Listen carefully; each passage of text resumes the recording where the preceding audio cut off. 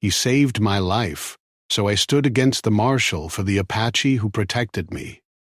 The sun was already high in the sky when Thomas and his father, Jacob, set out on their journey across the dusty plains near the edge of Apache territory. The morning air was hot and dry, and every step of their horses kicked up small clouds of brown dust that clung to their boots and clothes. Thomas, only 13, clutched the reins tightly, feeling the uneven ground beneath his horse. He had grown up hearing stories about the Apache people who live beyond the hills, and though many tales painted them as dangerous, Thomas had always wondered if the stories were fair. But today, the strange silence of the open land made him uneasy. There were no birds singing, no rustle of small animals, only the wind moving over the dry grass. Jacob, a tall man with a weathered face and rough hands, rode beside him, carrying a leather satchel filled with supplies. He spoke little as they rode. His eyes scanned the horizon constantly, sharp and alert. He had always believed that settlers like them had the right to claim any land they could reach. He had never doubted the tales of threats from the Apache or the warnings from neighboring settlers. But Thomas noticed that today his father seemed more tense than usual, gripping the reins so tightly that his knuckles had turned white. The journey had started smoothly. The horses were steady, and the heat was manageable in the morning. But as they entered a narrow canyon flanked by steep cliffs, Thomas felt a sudden chill run through him. Even the wind seemed to stop, and the silence became heavier. Jacob slowed his horse, frowning at the strange quiet. "Stay close, Thomas," he said, his voice low. "I don't like this place." Thomas nodded, though fear had begun to rise in his chest. He had always admired his father's courage, but now he wished that courage could protect him from whatever danger might be hidden in the rocks above and around them. Without warning, a group of men appeared on horseback ahead, partially hidden behind the canyon rocks. They were outlaws, rough-looking men with dirty faces and worn clothes, and they moved quickly, surrounding Thomas and his father. Thomas's heart pounded so fast that he thought it might burst. The outlaws shouted, demanding that they give up their valuables. Jacob tried to reason with them, raising his hands, but one of the outlaws lunged forward, knocking Jacob's horse off balance. Thomas barely had time to pull on the reins before his horse bolted in fear. In the chaos, Thomas was thrown violently onto the hard ground, the rocks scraping his back and legs. Pain shot through him, and for a moment, the world went black. When he opened his eyes, Jacob was on the ground nearby, groaning in pain. The outlaws had already ridden off with whatever supplies they could carry, leaving the two of them behind. Thomas tried to call to his father, but the dryness of his throat made it almost impossible to speak. The sun had climbed higher, burning down relentlessly, and the canyon felt like a trap that offered no escape. Thomas could feel himself growing weaker, each breath harder than the last. He wanted to cry, to scream for help, but he knew no one would hear him here. The land around him seemed endless, and the shadows from the cliffs were sharp and threatening. Thomas's thoughts began to drift as he struggled to stay awake. He thought about the stories he had heard of the Apache, stories that had made him afraid for his entire life. He wondered if he would meet them now, in the canyon, not as enemies, but as his last chance at survival. He remembered his mother's gentle face, the warmth of home, and the way the fire had always seemed to chase away the darkness. But now there was no fire, no home, only the harsh sun and jagged rocks surrounding him. He felt small and helpless, wishing he could vanish from this place and be safe again.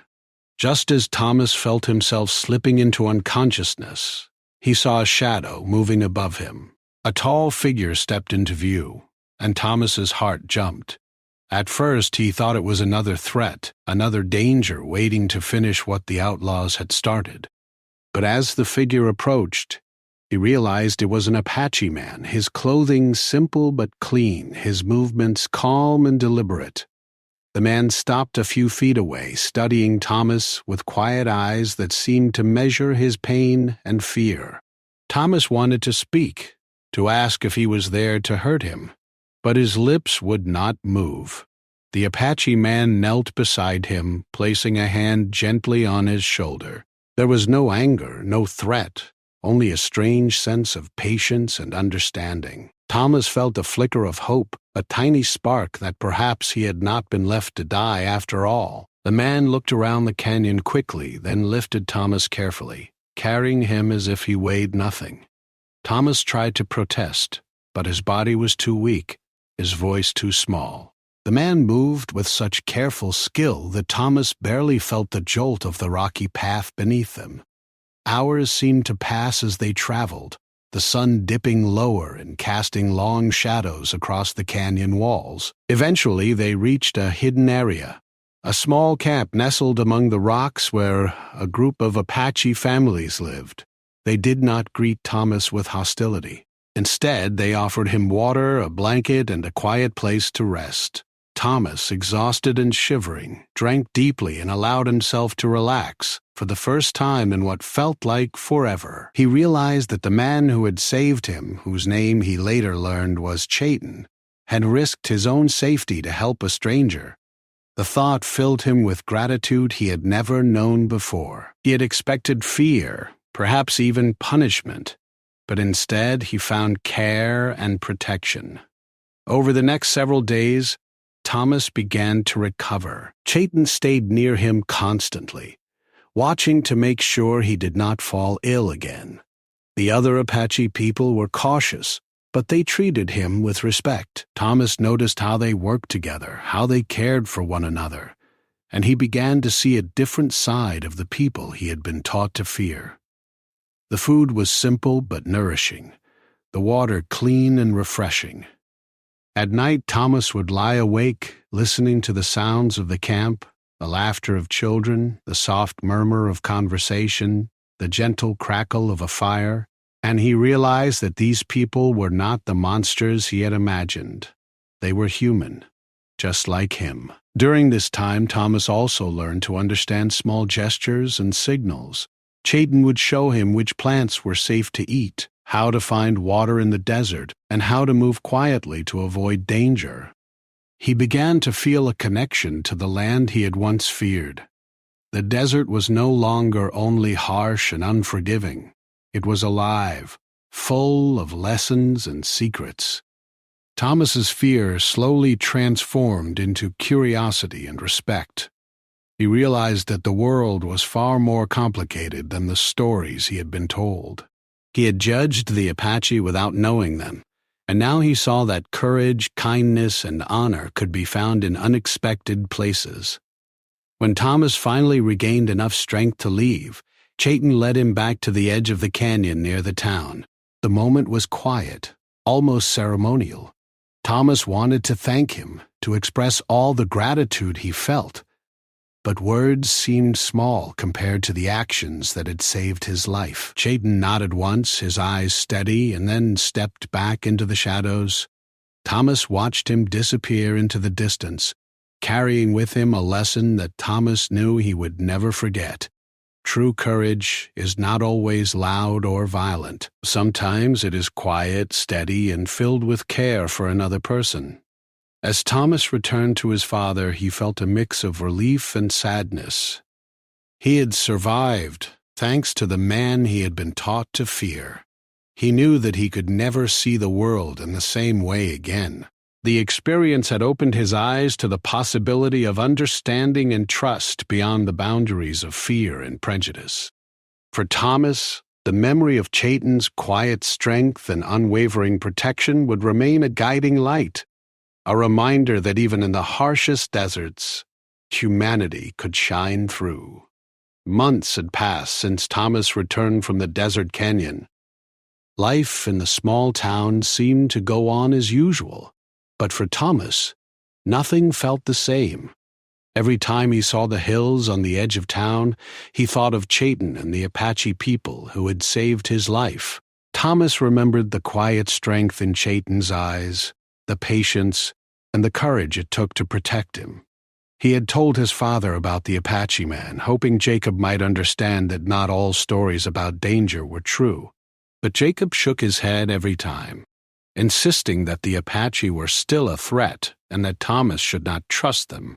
The town itself had grown tense over the months. There were rumors everywhere about conflicts between settlers and the Apache. Some said the Apache had stolen livestock. Others claimed they had threatened travelers. The stories were often exaggerated, passed from mouth to mouth and twisted by fear.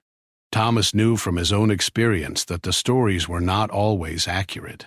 He had seen the Apache care for him when he was injured, and he could not reconcile that with the fears spreading through town. One hot afternoon, Thomas walked through the main street carrying a small bundle of supplies he had been sent to fetch for his father. He noticed a group of men talking quietly near the saloon, glancing toward the hills. Their faces were stern, full of suspicion. Thomas overheard their conversation, and his heart sank. The men were discussing the arrival of U.S. Marshal Harold Briggs. The Marshal had come to enforce laws that pushed the Apache farther from the settlers' lands. He was strict, known for using authority and force to make towns obey. Thomas had heard stories of towns where he had been threatened, of families forced to leave their homes, and the thought made him nervous. Thomas knew that the Apache people he had met were not dangerous. Chayton and his family had shown respect, even when Thomas's own father had seemed impatient or suspicious. But Thomas realized that proving the truth would not be easy. The Marshal's authority was strong, and most townspeople trusted him blindly. The thought of standing against him was frightening. That evening, Thomas returned home to find his father sitting on the porch polishing his rifle. Jacob looked up as Thomas approached. "I hear the Marshal's in town," Jacob said, his voice rough. "He's going to make sure those Apache people are gone from this land." "It's about time someone took control." Thomas hesitated. "Father, Chayton isn't like that. He helped me. He saved my life. The Apache people, they're not all dangerous." Jacob's face tightened. "You don't understand, Thomas. We can't risk it. They live beyond the hills, and they don't belong here. You saw them once, but that doesn't mean the rest are like that." Thomas's stomach tightened. He wanted his father to understand, but he knew words alone would not be enough. He went to bed that night feeling the weight of responsibility on his young shoulders. He had seen the truth, and he could not ignore it. If he stayed silent while injustice happened, he knew he would regret it forever. The next morning, news spread quickly that Marshal Briggs planned to visit the Apache camp. The townspeople gathered in small groups to discuss what might happen. Some were angry, some fearful, and some curious. Thomas felt his heart pound as he listened to the stories being shared. None of them matched what he knew from his own experience. He realized that fear could make people believe anything, and that sometimes lies were more powerful than truth. Thomas decided he had to act. He could not simply watch innocent people be punished for crimes they did not commit. But he also knew the risk he faced. Speaking out against a U.S. Marshal could bring serious consequences, and his father might never forgive him. Still, he could not turn back. He spent the next days observing the town, gathering small details about the Apache camp, and recalling every moment he had spent with Chayton. Every memory of kindness and bravery strengthened his determination. Finally, the day arrived. The Marshal, accompanied by several deputies, rode out early in the morning toward the Apache camp. Thomas followed at a distance, careful not to be seen, his heart racing. He remembered the way the desert had felt, a hot sun on his face, the rocks pressing against him as he had been carried by Chayton. He knew the Apache people were unarmed and peaceful. He could not allow them to be punished for something they had not done. When Thomas reached the edge of the camp, he saw the Apache family standing calmly, waiting. Children clutched their parents' hands, and women looked on with quiet concern. Chayton stood in the center, his posture firm but non-threatening. Thomas's chest tightened as he watched. He knew that one false word from the townspeople could lead to violence, but he also knew he had a choice. As the marshal approached, he began to accuse the Apache of theft, his voice loud and commanding. Thomas could hear the tension in the air, see the fear in the eyes of the children, and feel the anger rising in his own chest. He could no longer remain silent. Thomas stepped forward, his legs shaking. "Stop!" he called, his voice louder than he expected. The marshal turned to him, surprised. "What are you doing here, boy?" Briggs asked, his face stern. Thomas took a deep breath. "Chayton saved my life," he said. "He and his people didn't hurt anyone. The outlaws attacked me, not them. You're blaming the wrong people." The marshal frowned. "Do you expect me to believe a child over the law?" "Huh. You don't understand, boy. These people live outside the rules of the town. They are a threat." "I know what I saw," Thomas insisted. "I know who saved me. I know who cared for me when I could have died. Chayton didn't attack anyone. He helped me." "You can't punish them for crimes they didn't commit." Some of the townspeople had stopped talking and were now watching silently. Whispers passed through the crowd. A few older men began nodding. Thomas remembered the time he had spent with Chayton, how the Apache had lived in harmony and cared for one another. He could not let the moment pass. Marshal Briggs looked angry but hesitant. "And what proof do you have?" he asked sharply. Thomas remembered the tracks in the canyon, the direction the outlaws had taken, and the details only someone present could know. He spoke carefully, telling what he had seen, describing the attack, the injuries, and how Chayton had carried him to safety. His voice grew steadier as he spoke, fueled by the memory of Chayton's courage. Some townspeople murmured in agreement. "I saw tracks like that too," said an older rancher. "They didn't belong to the Apache."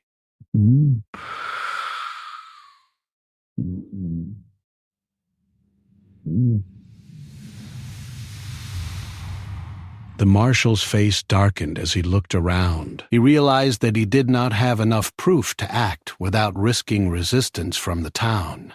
He took a step back, lowering his voice. "Very well," he said reluctantly. "We will investigate further. No arrests will be made today." A wave of relief passed through the Apache camp. Chayton relaxed slightly, though his eyes remained watchful. The families whispered to one another, and children ran to play in the open land, free of immediate fear. Thomas stood quietly, feeling a mixture of pride and relief. He had done the right thing, but he knew the struggle for understanding was only beginning. As the day ended, Thomas walked back toward town, his thoughts heavy but clear. He had stood against a marshal, risking his reputation and safety, because he knew the truth. His father had watched from a distance, frowning, unsure what to make of his son's actions. Thomas understood that not everyone would approve, and not all hearts could be changed overnight. But he also knew that one act of courage could plant the seed of change, even in a town filled with fear. The sun dipped below the horizon, casting long shadows across the plains. Thomas thought of Chayton and the lessons he had learned in the canyon. Bravery was not only about guns and authority. True courage sometimes meant speaking for what was right, even when the world around you demanded silence. He promised himself that he would continue to protect the truth, to stand for justice, and to remember the kindness that had once saved his life. As night fell over the town, Thomas felt a quiet strength within him. The Apache people were safe for now, and he had begun to see that understanding and trust could grow even in the hardest places. The journey ahead would not be easy, but Thomas knew that standing up for what was right, even against fear and authority, was the only way to honor the courage he had witnessed. And in that moment, Thomas understood something that would stay with him forever. Sometimes, one voice is enough to change the course of events, and one act of truth can protect many lives. The morning sun rose over the town in a pale, golden light. Thomas could hear the soft clatter of horses' hooves on the dusty roads and the distant shouts of early laborers. Today was the day Marshal Harold Briggs had chosen to confront the Apache camp. Thomas knew it would not be easy. He had thought about this moment for weeks, trying to prepare himself. Every detail he had learned about the Apache people, every memory of Chayton's calm strength, he held tightly in his mind. He had to be brave. He could not let injustice happen before his eyes. Thomas approached the edge of town quietly, trying not to draw attention. From a distance he could see the marshal riding with several deputies.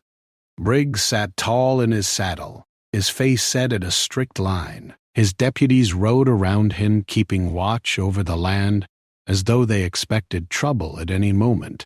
Thomas felt a shiver of fear run through him, but he reminded himself of what Chayton had taught him. Courage was not the absence of fear, but the choice to act despite it. The Apache camp lay in a small clearing beyond a low rise, shielded by trees and rocks. Families stood together, watching the approaching riders with quiet caution. Children clutched their parents' hands. Women moved close to one another, whispering softly. Thomas remembered the time he had spent here, how Chayton had cared for him when he was at his weakest. He remembered the gentle way the Apache had treated him, even though he was a stranger. The memories strengthened his resolve. As the marshal and his deputies entered the clearing, the air became tense. The Apache families did not resist. They stood quietly, watching the strangers with calm eyes. Chayton stepped forward, placing himself between the families and the marshals. His posture was firm but not threatening. He did not raise a weapon. He did not shout.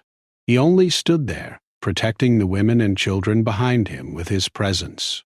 Marshal Briggs dismounted his horse and called out, his voice loud and commanding. "You are accused of theft and harassment of settlers," he said. "You will come with us now for questioning." The Apache men exchanged calm glances. None of them moved aggressively. Chayton spoke quietly, but firmly. "We have done no wrong," he said. "We are not thieves. We live peacefully on this land. We only defend ourselves when necessary." The marshal's eyes narrowed. "Silence will not protect you. The law is the law. You will come with us? Or there will be consequences." Thomas could see the tension rising in the camp. He knew that if he stayed quiet, the marshal might try to force the Apache to leave by violence. His heart pounded in his chest. He took a deep breath and stepped forward, putting himself between the marshal and Chayton. His legs shook, but his voice was steady. "Stop!" Thomas called. Every person in the clearing turned to look at him. "You're making a mistake. Chayton saved my life. He didn't hurt anyone. You're blaming the wrong people."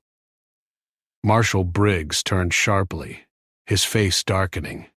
"And who are you to tell me how to do my job, boy?" he demanded. "I'm Thomas," he said. "I know what happened.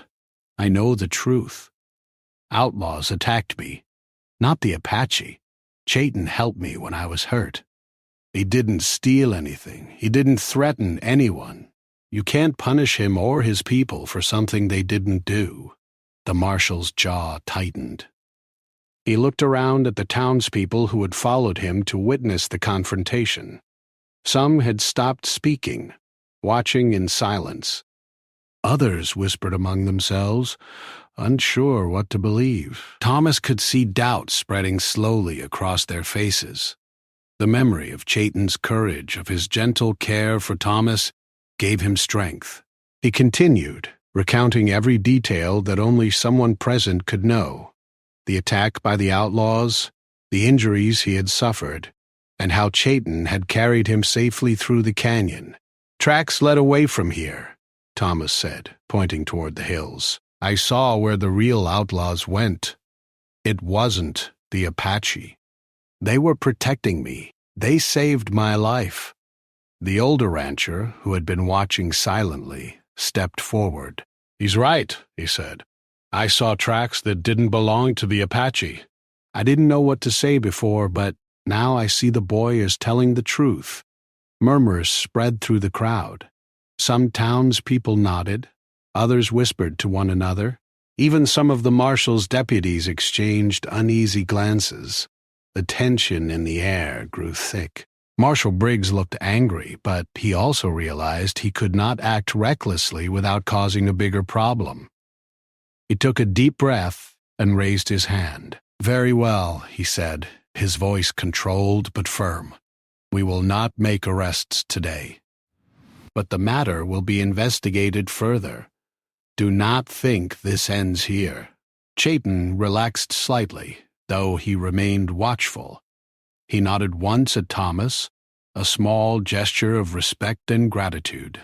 The Apache families whispered among themselves, relief evident in their voices. Children began to move closer to their parents, no longer trembling with fear. Thomas felt a wave of pride and relief wash over him. He had stood up to the marshal. He had spoken the truth and protected innocent people. His heart was still pounding, but he knew he had done what was right. The townspeople's reaction reminded him that courage could inspire others to think, to question, and to act. Even one voice could make a difference. As the sun climbed higher, Thomas walked quietly back toward town. His father watched from a distance, his face unreadable. Thomas knew his father was struggling to understand his actions, but he also knew that changing minds took time. The town was not ready to fully embrace peace and understanding, but he had begun the process. Small steps could lead to larger change. The Apache camp slowly returned to normal. Chayton helped the families gather food and water, and he remained alert, knowing that tension could rise again at any moment. Thomas watched from a safe distance, feeling a mixture of admiration and humility. He had learned more in a few months about courage, justice, and humanity than many people learned in a lifetime. That evening, Thomas returned home, exhausted but determined. He sat quietly on the porch, thinking about the events of the day. He knew he would face criticism from some townspeople, and even his father might never fully agree with him. But he also knew that standing up for what was right, even against fear and authority, was the only choice he could make. Thomas understood that courage was not always about fighting with guns or authority. It was about standing up for truth, even when the world expected silence. He remembered Chayton's quiet strength, the way he had protected Thomas without expecting anything in return. That memory gave him confidence that he could face whatever challenges lay ahead. As night fell over the town, Thomas looked out toward the hills, where the Apache camp lay. He thought about the lessons he had learned, the bravery he had witnessed, and the power of one voice to change events. He promised himself that he would continue to stand for what was right, no matter the cost. He knew that the struggle for justice and understanding would be long, but he also knew that he had begun to make a difference. The stars appeared one by one in the clear night sky, shining above the quiet town. Thomas felt a sense of peace, knowing that Chayton and the Apache families were safe for now. He understood that the journey toward trust and understanding was just beginning, but he also knew that he could face it with courage and hope. Thomas learned something important that day. One person's courage, guided by truth and gratitude, could protect many. It could plant the seed of change, even in a place filled with fear. He would carry that lesson with him forever, as a reminder of what true bravery really meant. And for the first time, Thomas felt that he was no longer just a boy who had been saved. He was someone who could make a difference, someone who could stand for justice and truth, even when the world around him demanded silence and fear. The days after the confrontation with Marshal Briggs were quiet, but not peaceful. Thomas returned to his daily routines, but the weight of what had happened stayed with him. He had stood up to the Marshal, defended Chayton, and prevented injustice, but he knew that the world around him had not completely changed.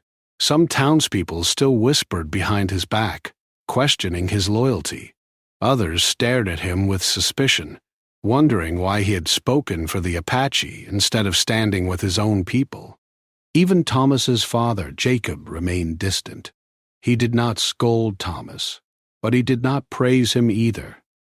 Thomas could see the worry in his father's eyes, the struggle to understand why his son had gone against authority. Thomas wished he could explain everything, but he knew words alone could not convey what he had learned. Courage, truth, and gratitude were not things that could be explained easily. They had to be lived and felt.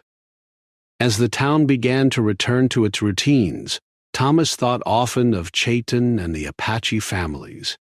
He wondered how they fared, whether the Marshal might return, and whether fear and prejudice might force them to leave someday. The memory of Chayton's calm strength stayed with him, guiding him in his thoughts and actions.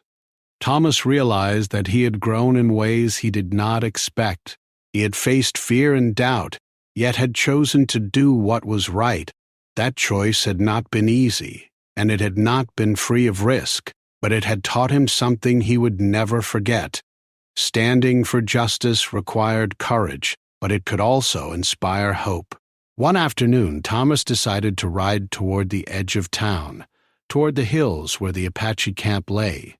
He needed to see for himself that Chayton and his people were safe. The sun was high, casting long shadows over the dry landscape.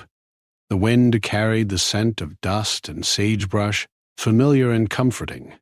Thomas rode slowly, his eyes scanning the hills for any signs of trouble. As he neared the clearing, he saw movement. Figures emerged from the trees, and for a moment Thomas's heart leapt with relief. Chayton and several members of his group were tending to their horses and preparing supplies. Chayton noticed Thomas immediately. His expression was calm but alert. He stepped forward slowly, meeting Thomas's gaze. There was no need for words at first. They had shared an unspoken understanding in the canyon months before, and now their eyes spoke volumes. Thomas felt a wave of gratitude and respect wash over him.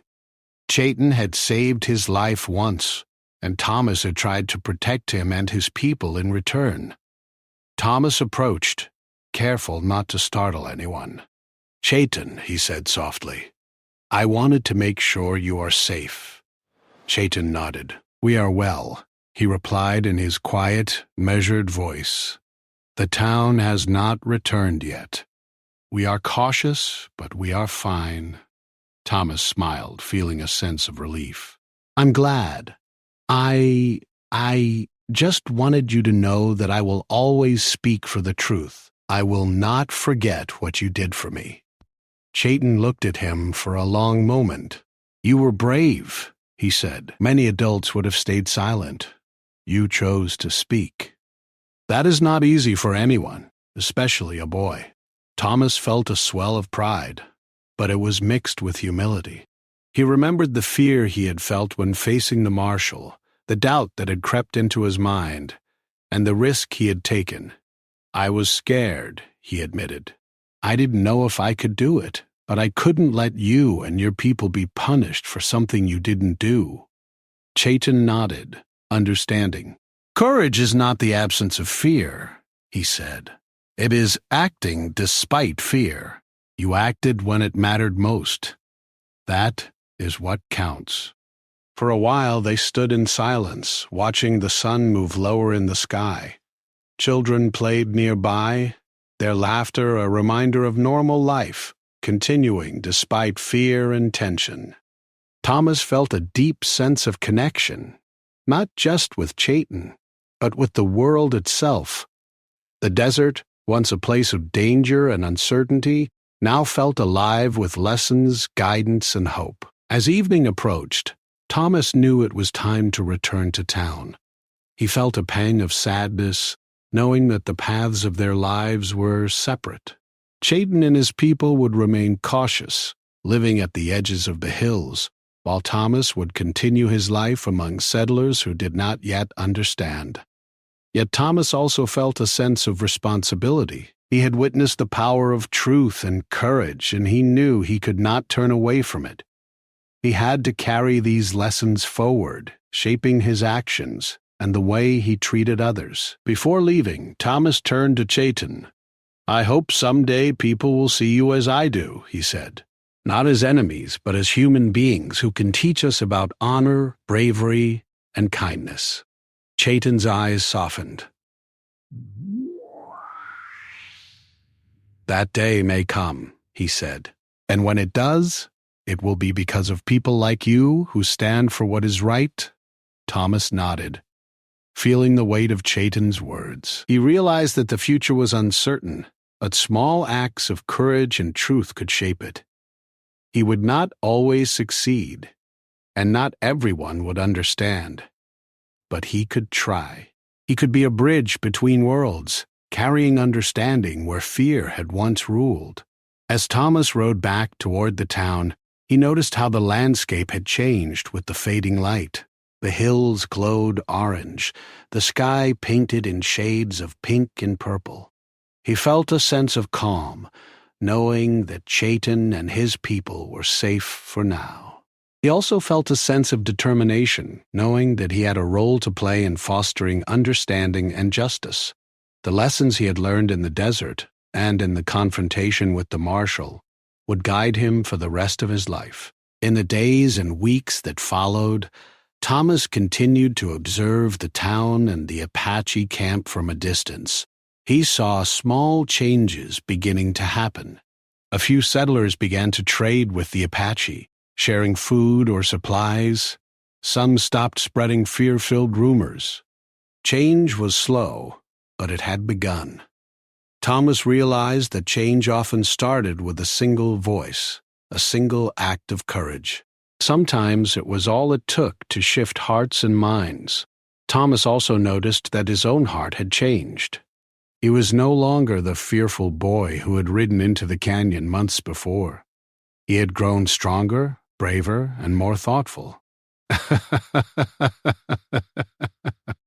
He had learned the value of gratitude, the importance of speaking truth, and the quiet power of standing for justice, even when it was difficult. He carried these lessons with him in everything he did, from the way he treated others to the way he thought about the world around him.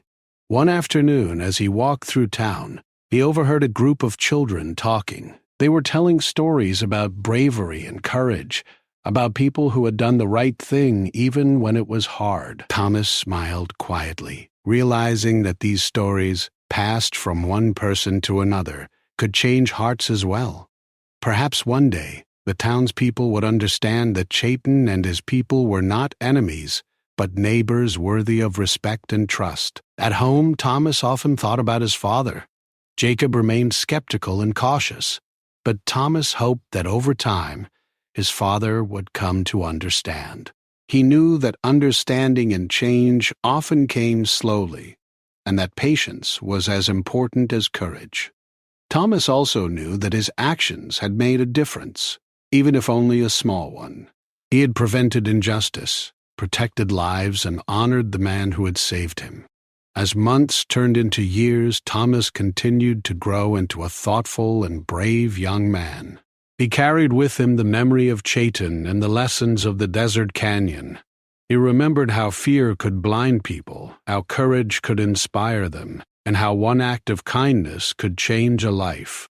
The story of that summer, of the outlaws, the desert, and the quiet strength of Chayton stayed with him always. And though Thomas and Chayton lived in different worlds, separated by fear and history, their bond remained unbroken. Thomas had learned that respect, gratitude, and courage could create connections that no fear or prejudice could destroy. Every time he looked toward the hills, he remembered Chayton's eyes, calm and steady, and he felt a renewed sense of purpose. He understood that standing for truth and justice was not just about one day or one moment. It was a lifelong commitment, a promise to protect what was right, to honor those who had helped him, and to carry the lessons of courage forward into the future. In the end, Thomas knew that he had been changed forever. He was no longer the boy who had feared the unknown. He was someone who had faced fear, stood for truth, and witnessed the power of kindness and courage. And he knew that, in some small way, he had helped ensure that Chayton and his people could continue to live with dignity, safety, and hope. The desert, once a place of danger and uncertainty, had become a symbol of growth, understanding, and courage. And Thomas carried that symbol with him wherever he went, a reminder of what could be achieved when one stood for truth, even in the face of fear, authority, and doubt.